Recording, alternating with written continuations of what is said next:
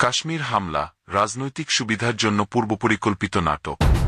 अगर हिंदू हो तो उन्होंने मारा और मुस्लिम को नहीं मारा, ये इंडिया में मैसेज जा रहा है, ऐसा नहीं है। কাশ্মীরে সাম্প্রতিক ভয়াবহ হামলাকে ভারত সরকার এবং মিডিয়া একটি কি জঙ্গি হামলা হিসেবে উপস্থাপন করলেও অনেকেই এটিকে একটি পূর্বপরিকল্পিত রাজনৈতিক চক্রান্ত হিসেবে দেখছেন।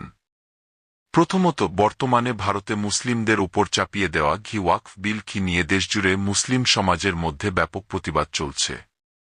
এই বিলের মাধ্যমে মুসলমানদের মসজিদ, মাদ্রাসা, কবরস্থান সহ বহু ধর্মীয় সম্পত্তি দখলের পায়তারা চলছে। এই সময় মুসলিম সমাজ ব্যাপক প্রতিরোধ গড়ে তুলছিল। ঠিক এমন মুহূর্তে কাশ্মীরে জঙ্গি হামলার নামে মুসলমানদেরই দোষারোপ করা হয়। উদ্দেশ্য পরিষ্কার, আন্দোলনরত মুসলমানদের জঙ্গি হিসেবে তুলে ধরে ওয়াকফ বিলকে বৈধতা দেওয়া।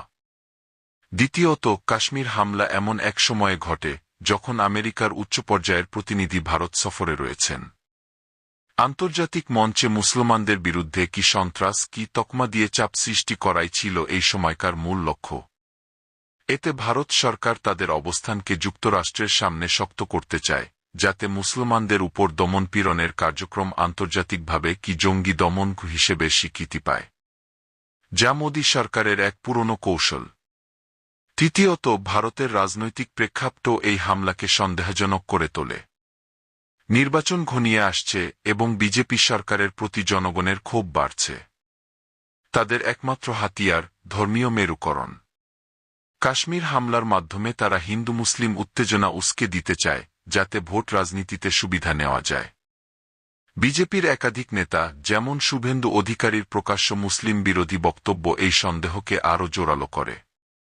উল্লেখযোগ্য বিষয় হল, সাধারণত কাশ্মীরের প্রতিটি অংশে সেনাবাহিনীর কড়া নিরাপত্তা থাকে, কিন্তু হামলার সময় আশ্চর্যজনকভাবে কোনো সেনাবাহিনী বা নিরাপত্তা বাহিনী সেখানে উপস্থিত ছিল না। হামলা চলে প্রায় 1:05 মিনিট, অথচ এই সময়েও নিরাপত্তা বাহিনী ঘটনাস্থলে পৌঁছায়নি।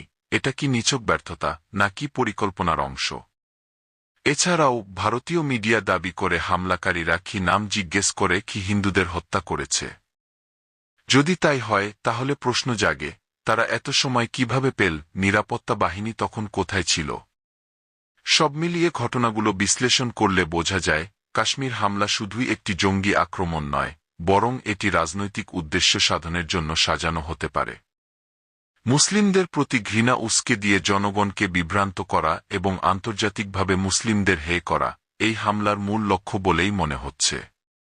এ ধরনের পরিকল্পিত হামলা গণতন্ত্র ও মানবাধিকারের জন্য মারাত্মক হুমকি।